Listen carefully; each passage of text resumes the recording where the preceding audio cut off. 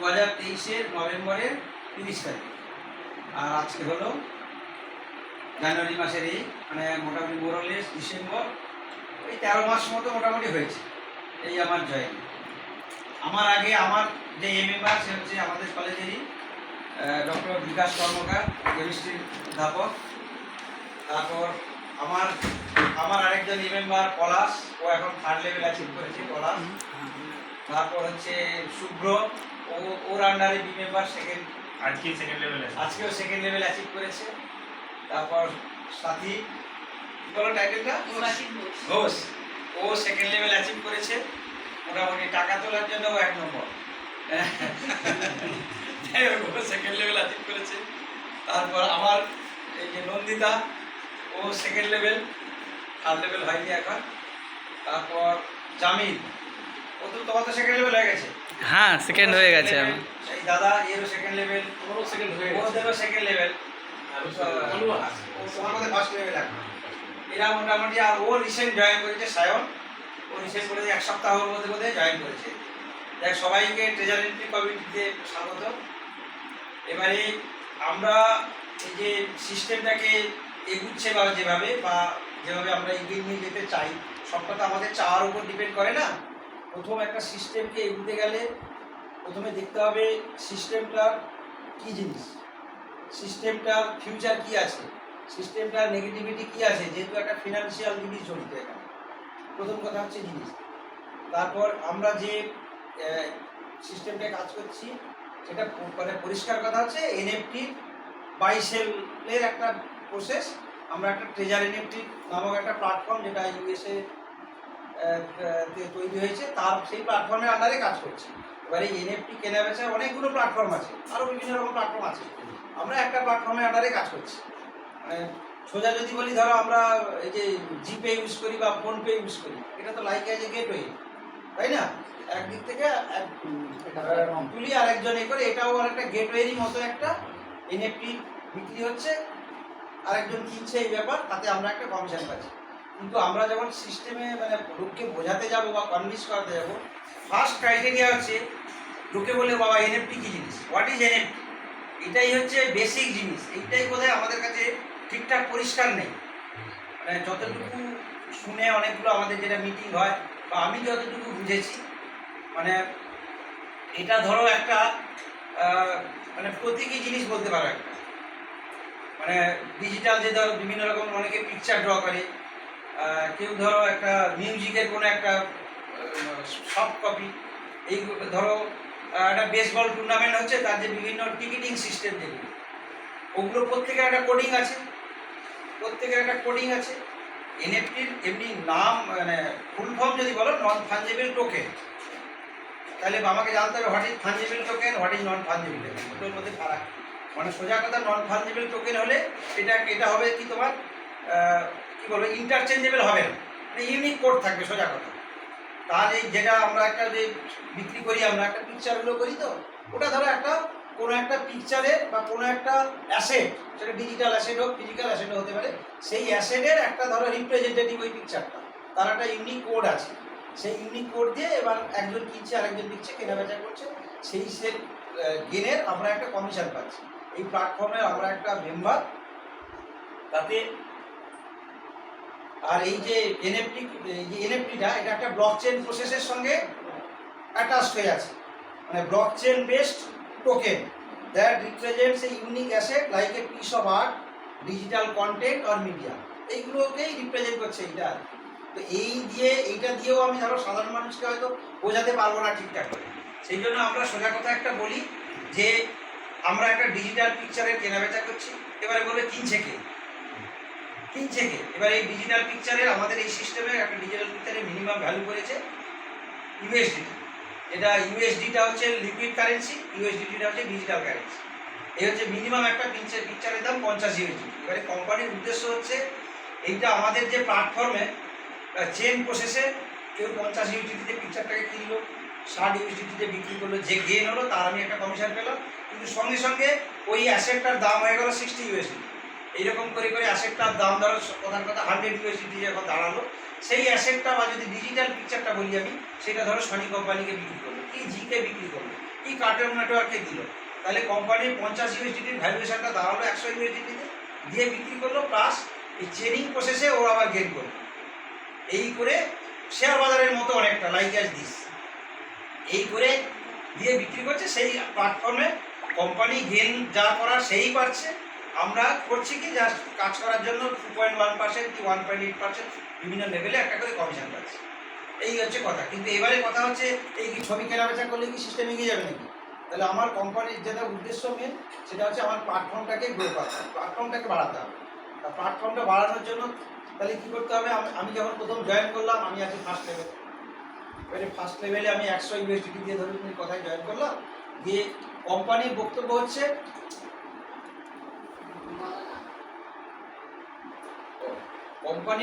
হচ্ছে যে তুমি 100 ইউএসডিটি দিয়ে যদি জয়েন করো, মোটামুটি 2 মাস ওরা একটা লার্নিং টাইম দিচ্ছে, লার্নিং পিরিয়ড। এর মধ্যে তুমি প্রসেসটাকে শিখতে হবে।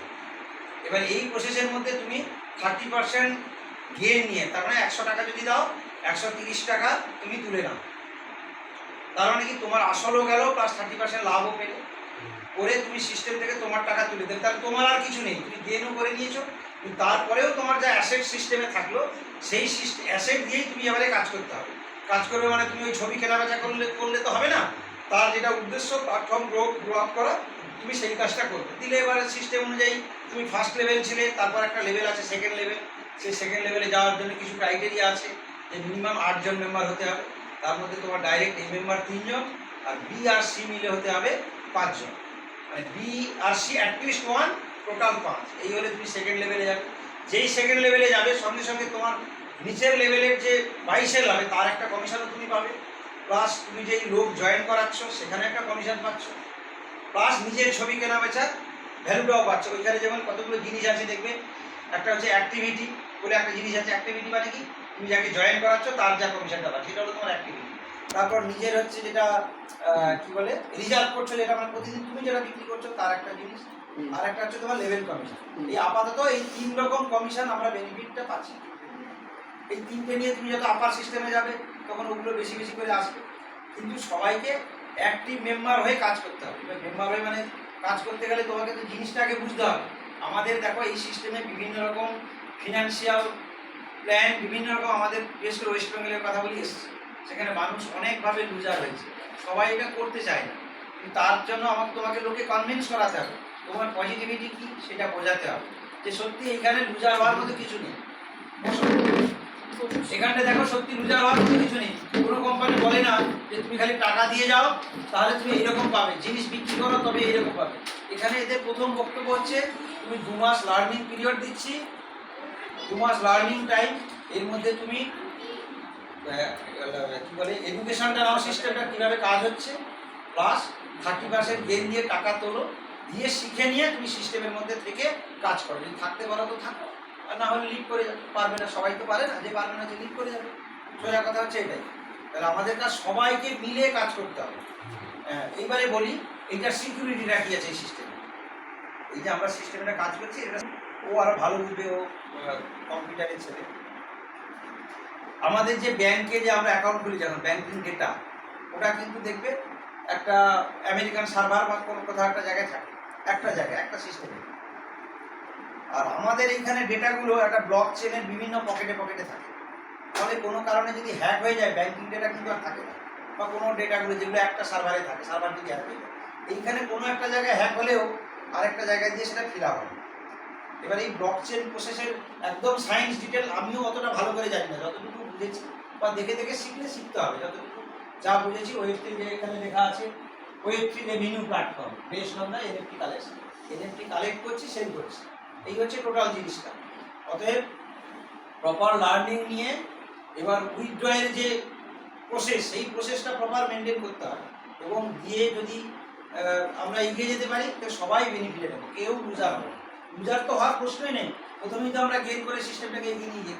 গেন করে আমরা সিস্টেম থেকে আমার নিজের যেটা সেভিংস ছিল বা যেটা আমি ইনভেস্ট করেছিলাম, সেটা তো নিয়েই নিয়েছি। আর তো কিছু নেই। আর কাজ করতে আমাদের সারাদিনে কতক্ষণ সময় লাগে? 1 মিনিটও লাগে না বোধহয়, 1 মিনিটও লাগে না। 24 ঘন্টায় 1 মিনিট টাইম দিতে হবে।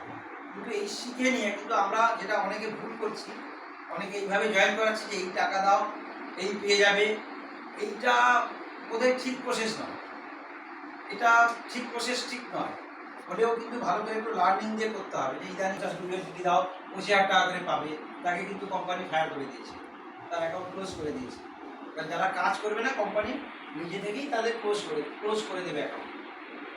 অতএব আমরা সেইভাবে প্ল্যান করে এগোবো। প্রথম কথা হচ্ছে আমরা যাদের এ মেম্বার করবো তারা তাদের প্রপার লার্নিং দেওয়ার দায়িত্ব আমার নিচে যারা ডাইরেক্ট থাকে এ মেম্বার, তারা যেন কাজ করে। কাজ যদি ধরো তুমি একটা এ মেম্বার জয়েন করালে, সেই 1 মাস বাদে টাকা তুলে নিয়ে ও আর সিস্টেম ওর ব্লক হয়ে গেল অ্যাকাউন্টটা, কিন্তু সেটা তোমারই কিন্তু নেগেটিভ।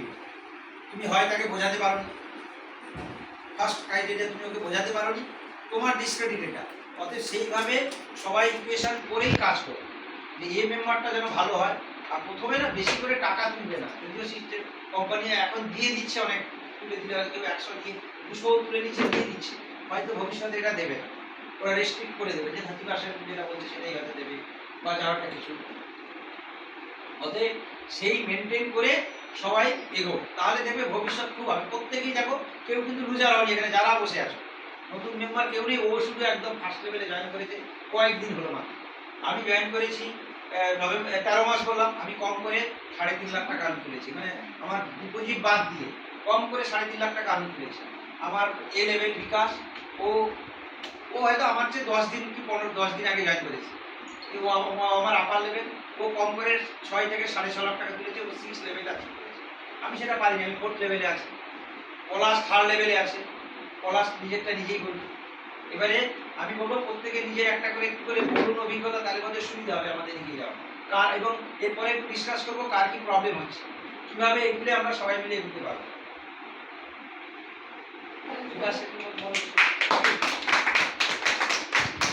বিকাশকে বলি অভিজ্ঞতা বলি। যেগুলো বললো সেগুলো তো সবাই শুনলেন মোটামুটি। তো আমরা এক জায়গায় কাজকর্মে একসাথে কাজ করি, সেই করার সূত্রে আমরা যুগল স্যারের নাম সবাই শুনেছেন। যুগল স্যার আমাদের কলকাতা সার্কেলই বলা যায় সব থেকে এখন টপ লেভেলে আছে।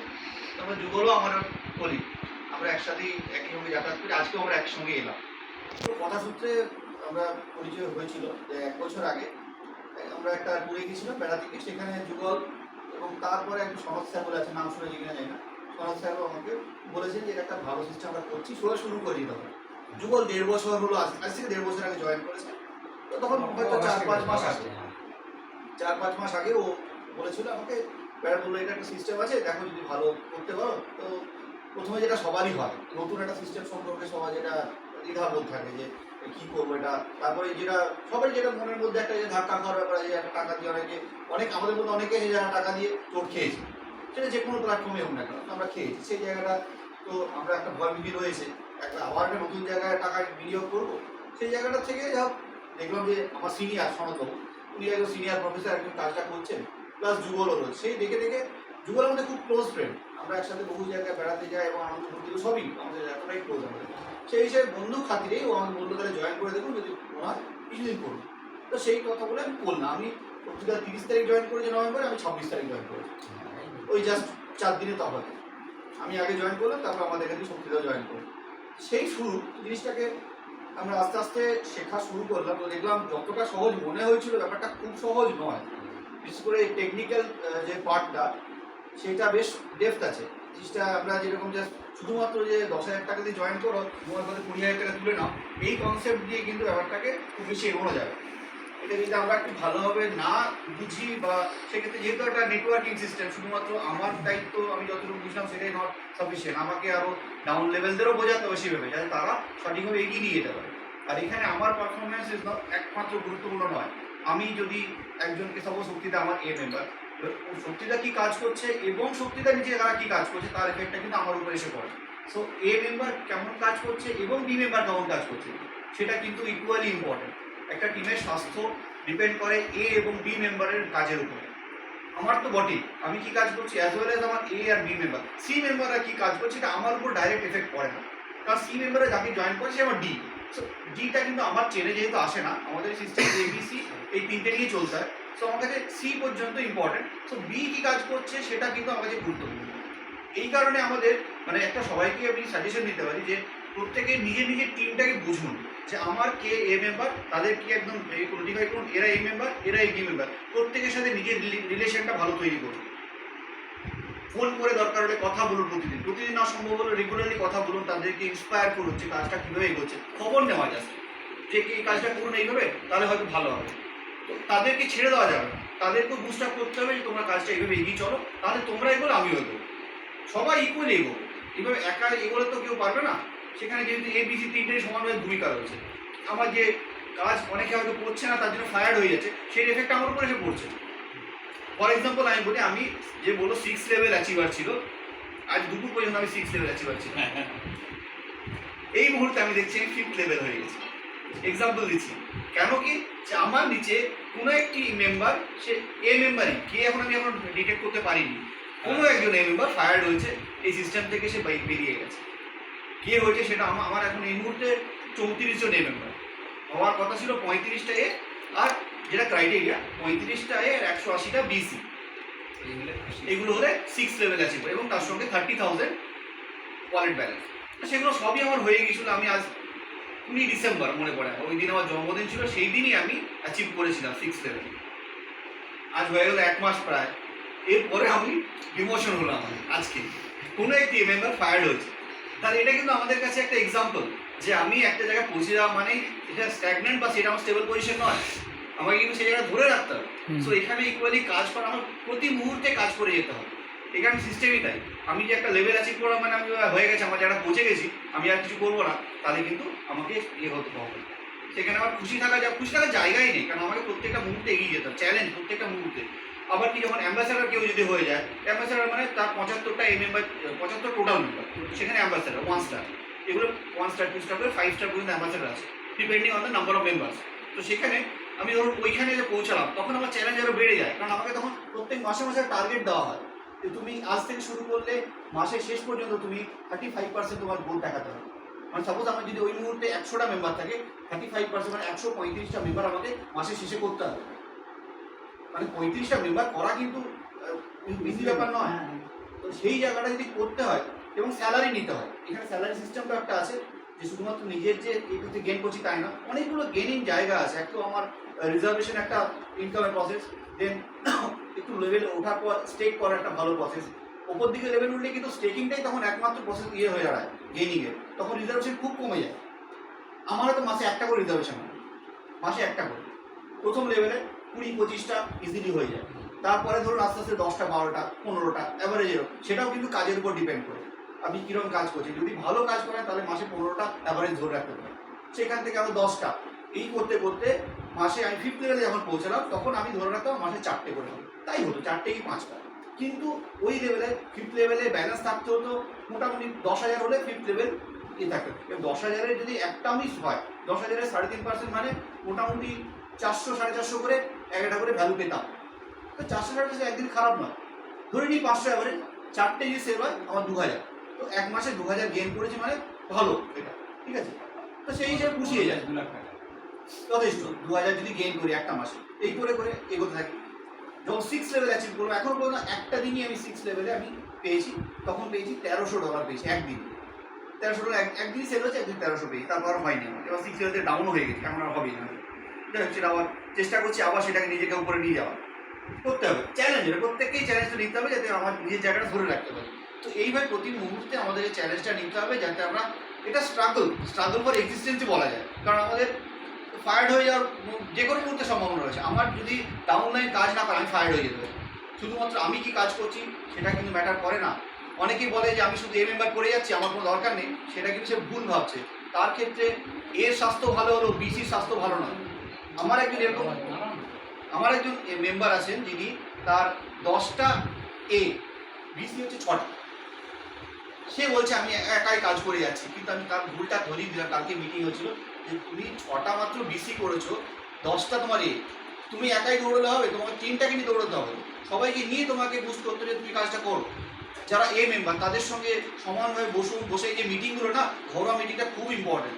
প্রত্যেকে এখানে একমাত্র যিনি জাস্ট জয়েন করেছেন তিনি বাদে বাকি সবাই লিডার, সো কল লিডার যেটা আমরা বলা হচ্ছে, তাই তো। লিডার মানে কিন্তু আপনাদের নিচের দায়িত্ব আপনাদেরই হাতে।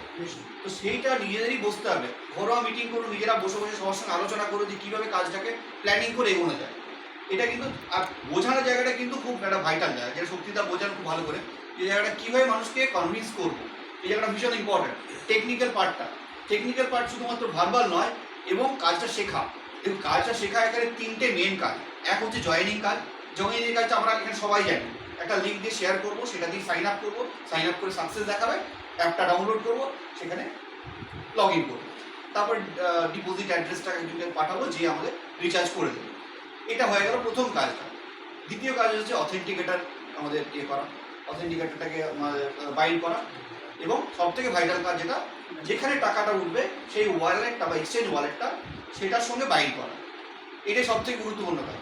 এটা কাজটা একটু কঠিনও বটে, মানে যে যদি আমরা মোবাইল থেকে অত বেশি না হই, মোবাইল ফ্রিকি না হই, তাহলে সে কিন্তু কাজটা একটুখানি কঠিন। বিশেষ করে যারা ঘাটে কম বা কপি পেস্টের কাজগুলো, এখন ঘাটতে ঘাটতে আমাদের কাছে যে জল হয়ে গেছে ব্যাপারটা, কিন্তু যারা এখনও শিখিয়েনি বা শিখে উঠতে পারেননি, ডাউন লাইনের কথা বলছি, তাদের কিন্তু এটা শিখে হাতে ধরে শেখাতে হবে, নাহলে বারবার আপনার কাছে ছুটে আসবে। সেটাও হয়তো আপনার সময়ের তো যেখানে একটা দাম আছে, সবসময় আপনি সেটা অ্যাভেলেবেল নাও থাকতে পারে। যদিও আমাদের দায়িত্বের মধ্যে পড়ে থাকে শেখানো, ইনিশিয়াল লেভেলে করে দেওয়া, কিন্তু তারপর তাদেরও শেখাতে হবে। তো প্রত্যেকে যেমন লিডার, মানে কি প্রত্যেকে আমাদের নিয়ে অন্যদের শেখানোর দায়িত্বটা আমাদেরই। তারা যাতে নিজেরা মানে সেলফ ডিপেন্ডেন্ট হয়ে কাজটা করতে পারে। এই কাজগুলো খুব কঠিন কাজ কিন্তু নয়, কিন্তু এই তিনটেই কাজ। জয়েনিংয়ের জন্য যেটুকু মানুষকে কনভিন্স করে জয়েন করানো, দ্বিতীয় কাজ হচ্ছে অথেন্টিকেটেড করানো, তৃতীয় হচ্ছে ওয়ালেট বাইন্ড করা। ওয়ালেট বাইন্ডের জায়গাটা খুব সতর্ক থাকতে হয়, কারণ যে এক্সচেঞ্জ ওয়ালেটে ইউজ করি না কেন, সে আমাদের আগে যেমন বাইবিট ছিল, বাইবিট এখন অ্যাভেলেবেল নেই, এখন বেশিরভাগই আমরা বাইনান্স বা কিউকয়েন এই দুটো ইউজ করছি। তো দুটোর ক্ষেত্রেই মোটামুটি বেসিক ব্যাপারটা একই। সেখানে একটা লগ ইন করবো, সাইন আপ করবো নিজের মেল আইডি দিয়ে, একটা পাসওয়ার্ড ক্রিয়েট করে, তারপর সেখানে ঢুকে ভেরিফাই করবো, যেটা কিউআইসি বলা হয়। যে কোনো ডকুমেন্টে, সেক্ষেত্রে বাইন্যান্সের ক্ষেত্রে কী হয়, আধারটা প্রেফার করা হয়। সেখানে কি আধারের ডকুমেন্ট লাগে না, মানে ছবি তুলতে লাগে না, শুধু নাম্বার দিলে কাজ হয়ে যায়। এখন কিছু একটু ডিফিকাল্টিজ এসছে, নানা রকম অন্য কিছু চাইছে, সেগুলো ইগনোর করেও করা যায়। তো সেক্ষেত্রে আমি কি আধার নাম্বার, প্যান নাম্বার, এই দুটো দিয়ে আবার অনেকে আবার আপত্তি আছে, যে আমি আধার প্যান দিলে যদি আমার কোনো ট্র্যাক হয়ে যায়, যে কোনোভাবে মানুষের একটা ভয় ভীতি থাকে। কিন্তু তা সত্ত্বেও কিন্তু এগুলো কিন্তু কোনো ভয়ের জায়গা নেই। এখন যা সিকিউরিটি সিস্টেম রয়েছে, সেখানে আধার আমরা যে রাস্তায় হারিয়ে যায়, কেউ আমার কিচ্ছু করতে পারবে না। কারণ যেহেতু আপনার সঙ্গে একটা মোবাইলের সঙ্গে যার লিঙ্ক আছে, কোনো কিছু করতে গেলে আপনার কাছে ওটিপি আসবে। সেই জায়গাটা আপনি যতক্ষণ না শেয়ার করছেন, কোনো কিছু ভয়ের জায়গা নেই। তো আধার প্যান নিয়ে যেটা ভীতি আছে, প্যান তো কোনো ভয়ের জায়গায় নেই। প্যান আমার বহু জায়গায় দিয়েই থাকে, সেই প্যান দিয়ে মানুষ যারা হয়তো খুব উপরের লেভেলের হ্যাকার টাইপের, তাদের যে নেয় না, কিন্তু সেই সম্ভাবনা 100-র মধ্যে একটা বা 1000-এর মধ্যে একটা, সেই জায়গাটা আমরা ধরছি না। সুতরাং আধার প্যান দিতে কোনো ভয়ের কিছু নেই। স্টিল অনেকে সরকারি চাকরি করে, তারা বলে যে আমরা দেবো না, ঠিক আছে দিও না, অন্য অপশনও রয়েছে, সেখানে তো আর ড্রাইভিং লাইসেন্স দিতে পারো। ড্রাইভিং লাইসেন্স তো অনেক সেফ জায়গা, সেটা নিয়ে কোনো ভয়ের কিছু নেই। সেখানে কী করতে হয়, তোমাকে ছবি তুলবে, সেই ড্রাইভিং লাইসেন্স এপিট ওপিট ছবি তুলবে, তারপরে তোমার সেলফি তুলে সেটা লোড করলে সব যেটা ভেরিফাইড হয়ে খুব তাড়াতাড়ি হয়ে যায়। ভেরিফিকেশন খুব একটা কঠিন কিছু না। তো এটা হয়ে যাওয়ার পর আসে লিঙ্ক করার প্রসেসটা। লিঙ্ক করার জায়গাটা কি, ওখানে ওয়ালেট বা অ্যাসেট যাই হোক না কেন, একজনের ক্ষেত্রে ওয়ালেট, একজনের ক্ষেত্রে অ্যাসেট। অ্যাসেটটা থাকে কিউকয়েনে, ওয়ালেট থাকে বাইন্যান্সে, যাই হোক টার্মসটা আলাদা, বাকি একই। ওটা ক্লিক করে সেখানে যে ডিপোজিট অ্যাড্রেস আছে, দুটো চেইন এখানে অ্যাভেলেবল, একটা হচ্ছে TRC20, একটা BEP20, দুটোতেই আছে। সেইগুলো তার ডিপোজিট অ্যাড্রেসে যাব, সেটা কপি করবো, করে গিয়ে NFT উইথড্র অ্যাড্রেসে সেখানে গিয়ে পেস্ট করবো। পেস্ট করার পরে একটা লগ ইন NFT পাসওয়ার্ডটা দিতে হয়, যে পাসওয়ার্ড আমরা ইউজ করি সেটা ভুললে চলবে না। তারপরে অথেন্টিকেটার আর ইমেল, এই দুটো কোড, সবটাই কোড ভিত্তিক। এই কোডগুলো একটা নির্দিষ্ট সময় দিতে হবে। চেষ্টা করুন এই যে যেমন বাইন্ড করছেন, মোটামুটি 30 থেকে 45 সেকেন্ডের মধ্যে কাজটা কমপ্লিট করবে। দুটো কোডই খুব তাড়াতাড়ি আগে খুলে রাখতে হবে, এইগুলো ও অ্যাপগুলো আগে খুলে রাখলাম, তাহলে কি স্লাইড করে দেখতে সুবিধা হবে না। আমি যখন ওটা করতে বসলাম, তারপরে অ্যাপটা খুললাম, তাহলে কিন্তু টাইমটা চলে যাবে। সো চেষ্টা করবেন ফার্স্ট টাইমে কাজটা কমপ্লিট করতে। সো অ্যাপগুলো আগে খুলে রাখুন, খুলে রেখে পরে তাহলে আপনি শুরু করুন। ওটা কপি করলাম, NFT পাসওয়ার্ড দিলাম, ইমেল কোড দিলাম, অথেন্টিকেটেড কোড দিলাম, দিয়ে সঙ্গে সঙ্গে কনফার্মটা পরপর দুবার, একবার দিয়ে ওয়েট করবো না, কিন্তু পরপর দুবার, ঠিক আছে, দুবার ক্লিক করে সঙ্গে সঙ্গে সাকসেস দেখি। একই প্রসেস, এটা BEP-র ক্ষেত্রে যেমন করলাম, TRC-র ক্ষেত্রে করলাম, দুটোই করতে হবে, সঙ্গে সঙ্গেই করা যায়। কিন্তু এমন নয় যে 72 ঘন্টা পরে করতে হবে, দুটো একই দিনের সঙ্গে সঙ্গেই করা যায়। সেটা করলেই আপনার এই মুহূর্তে কাজ কমপ্লিট, মানে আপনি রেডি ফর উইথড্রয়াল। উইথড্রয়াল কি 3 দিন বাদে করতে পারো, 72 ঘন্টা ওয়েটিং পিরিয়ড থাকে, সেটা দেখিয়ে দেয়। যদি উইথড্রয়াল করতে চান, দেখিয়ে দেয় অ্যাপ্লিকেশন ফেল, 71 ঘন্টা 59 মিনিট 23 সেকেন্ড পরে আপনি উইথড্রয়াল করতে পারবেন, বা 72 ঘন্টা পরে আপনার তো you are ready to withdraw. সেই ওই অবস্থায় আমি উইথড্র করলাম, উইথড্র করার প্রসেসটা তো জানেন, তারপরে করে ওখানে জমা হবে। এবার উইথড্র কী করে নিজের অ্যাকাউন্টে ট্রান্সফার করবো সেই একটাও কাজ থাকে। বাইন্যান্সের ক্ষেত্রে কাজটা সহজ। এর ক্ষেত্রে কিউপার তাদের একটা এক্সট্রা থাকে যে ট্রেডিং পাসওয়ার্ডটা, email code, authenticated code, trading password, তিনটে থাকে। বাইন্যান্সের ক্ষেত্রে দুটো থাকে, ইমেল আর অথেন্টিকেটর। কখনো কখনো শুধুমাত্র অথেন্টিকেটর দিয়ে হয়ে যায় বাইন্যান্সে, অনেক ক্ষেত্রেই হয়। তো সেটা ডিপেন্ড করে কখন কোনটা অ্যাভেলেবল থাকে সেটা নিয়ে করতে হবে। এই জিনিসগুলো আমরা শিখতে হবে। তো সেক্ষেত্রে এক্সচেঞ্জগুলোও কিন্তু অথেন্টিকেটরের সঙ্গে বাইন্ড করতে হবে। সেটা যখন আমরা উইথড্র করতে যাচ্ছি তখন দেখিয়ে দেয় তোমার অথেন্টিকেটর বাইন্ড করা নেই, এটাও তুমি করে নাও।